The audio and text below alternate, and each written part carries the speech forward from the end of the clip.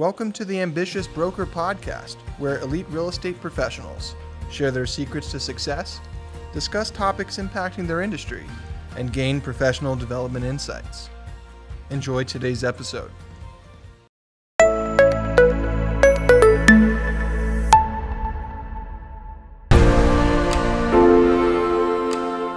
Hi everyone, before we get started on today's episode, I wanted to introduce you to Steven Noel, the first in our Icon series here at Ambitious Broker. After graduating from UCLA with a degree in Communications and Finance, Steven was licensed in 1977 and since then has sold over 4,300 properties amounting to over $1 billion in sales. Steven currently ranks in the top 10 in home sales for Colorado. Steven's passion for real estate, commitment to his clients, and personal integrity has helped him achieve success, placing him in the top 1% of all brokers nationwide. In his career, Steven has earned a number of awards and received considerable recognition for his success. But the most significant recognition comes from the fact that over 75% of his business comes from past clients. Our success is a true measure of our client satisfaction. Extremely true words in this industry. Now, Roger and Steven sat down for an in-depth discussion, which we're breaking into a 3-part series. Today, you're going to hear the first part in that series. Enjoy today's episode. So for just the people who are watching Ambitious Broker, I had a real estate company, as many of you know, years ago, and we started it in March of 1978. And Steven was the first salesperson to actually join that company. And boy, what a ride, Steven. What a ride. So we became friends. We actually worked at the same company for a couple of days before I started that company. And it was just great to have you be part of it. And then you went on to be our top agent for years, even when we had, multiple offices and hundreds of salespeople. You were the guy. You were the guy. And but I want to ask you, starting off here, something that maybe people can relate to, and that is that when you first started in the business, you were just out of college. You went to UCLA. Now your father was in the insurance business. Yes, right. And I'm kind of curious about that sales, professional sales kind of thing. And did your dad have any kind of influence in your decision to get into real estate? Not my decision to get into real estate, but definitely had a great influence in sales skills and just interpersonal communication skills with people. Being able to relate to people on a one-to-one basis and with empathy and, just trying to figure out what their needs are and go from there. My dad was a master at that. He was actually president of the Aetna Insurance Company. He was vice president of Chubb, a bunch of huge companies. And then he eventually opened up his own insurance agency. And that's where I saw him at work, really on the personal relationships with clients and follow up and everything like that. So learned a lot from there, but really didn't kick in until I went into real estate later. So. Right. So you're basically a spoiled child. Pretty much. I grew up in Encino, California, which is a nice place to live. Although I will say that my parents weren't wealthy by any means, but they were middle class, maybe towards the upper middle class, just because of my father's employment. But they struggled like any other families did, and I benefited in living in a nice area and being able to get good schooling. Eventually, like you said, going to UCLA, and I graduated with a degree in interpersonal communications, which helped with real estate and with a finance background. So, that definitely did help. There's no doubt about it. Yeah. But it was interesting when you first got in the business, you actually, as I recall, still had a cast on your leg. You had just been in a motorcycle accident. I graduated from UCLA in June of 1976. And actually my first job, I wasn't going into real estate. I wanted to become a sports broadcaster. And very quickly realized that I didn't want to spend 2 years in Pocatello, Idaho, and then 2 years in Parowan, Utah, and that type of thing. And in December of that year, I was taught a sales training class for an insurance company, ITT Life Insurance Corporation. That was my first job out of college, was teaching a sales training course. And on the way home one night, got in a horrific motorcycle accident, was laid up for 9 months, almost lost my left leg. And while I was recuperating, one of my friends from UCLA told me he was going to go get his real estate license. And he said, "You're sitting around doing nothing all day. Why don't you go with me?" And I did, and that changed life. Met my wife right after I graduated. And the next thing you know, I had 2 kids and a third one on the way. And I realized I better start making some money. So the real estate career started from that point. So it was an obvious head injury from your motorcycle accident that got you into real estate. It was a great thing. It really was. What's interesting is that, we were big on farming back then, and you may be talking more about that. But the very first time I door knocked through my farm, actually the first 3 times I door knocked through, I was on crutches.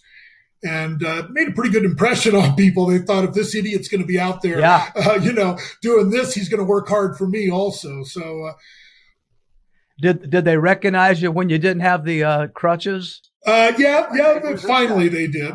But I'll tell you though, it actually took about 14 months before I got my first listing. So I was pretty darn discouraged along the way. But you kept beating me up and telling me to get back out there, and I did, and obviously it worked.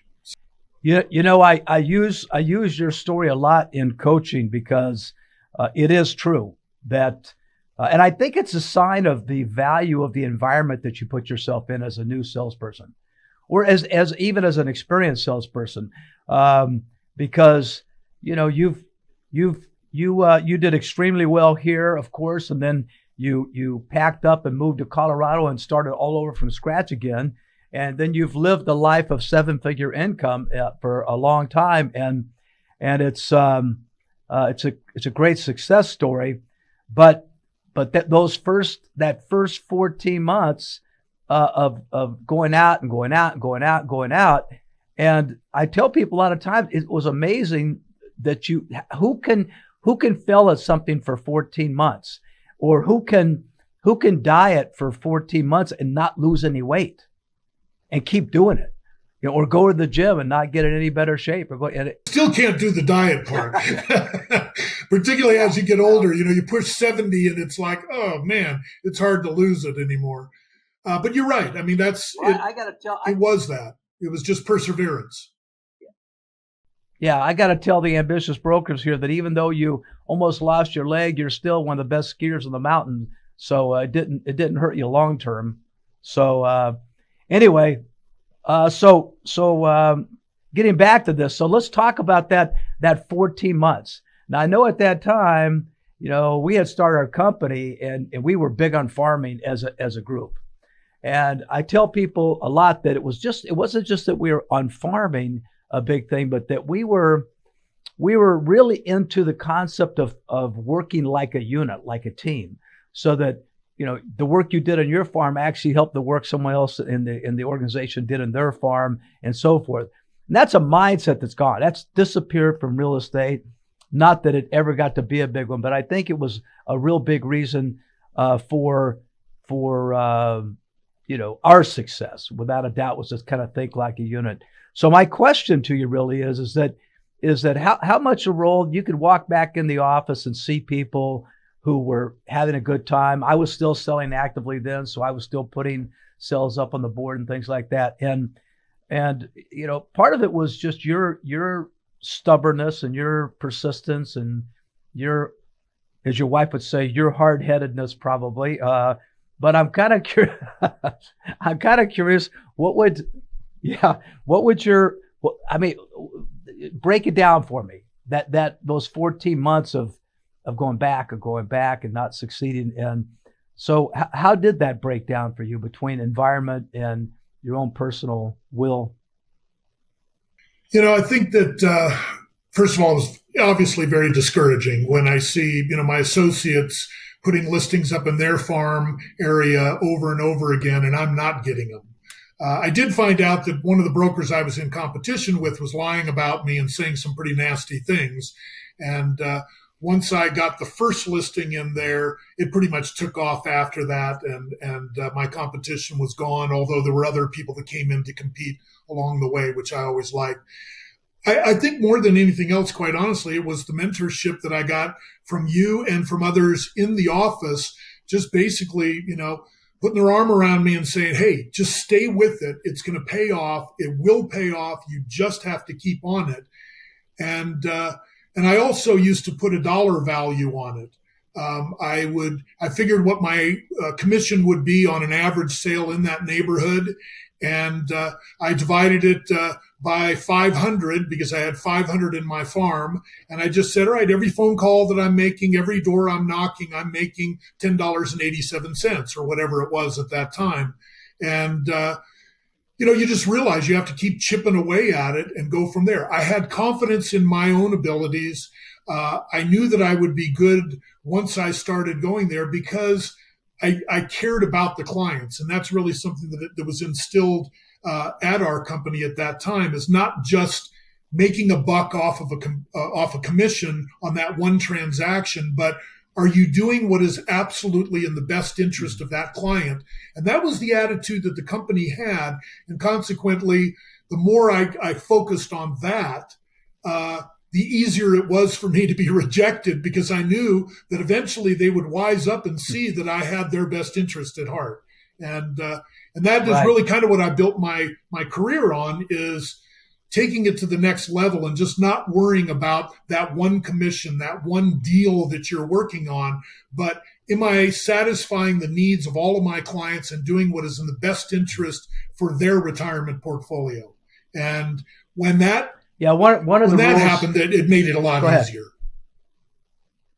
Yeah, one of the rules I have in my coaching is I got Roger's set of real estate rules, and one of them is never be the most motivated person in the transaction.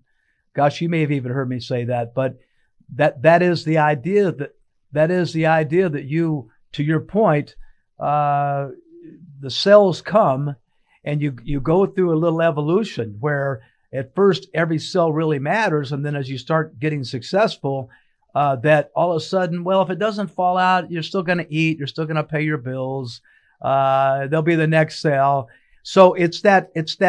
And when you're at that level of production, it's a little easier to feel that way about, losing the train, So I remember one Christmas, we were very happy that our golden retriever was having puppies so that we could sell the puppies so we could have Christmas. Because that first 2 years, I wasn't making much money. And God bless Gracie for having those 12 puppies. It made the difference for us. So it's a revolution. Your success is owed to the dog who had babies. What an incredible story. This has been the first part of our 3-part series of our first icon, Steven Noel. Stay tuned next week for the second part of the series, and we'll see you on the other side. Thanks for joining us on another episode of the Ambitious Broker Podcast, where elite real estate professionals share their secrets to success, discuss topics impacting their industry, and gain professional development insights. If you've enjoyed today's episode, please rate it and leave a review.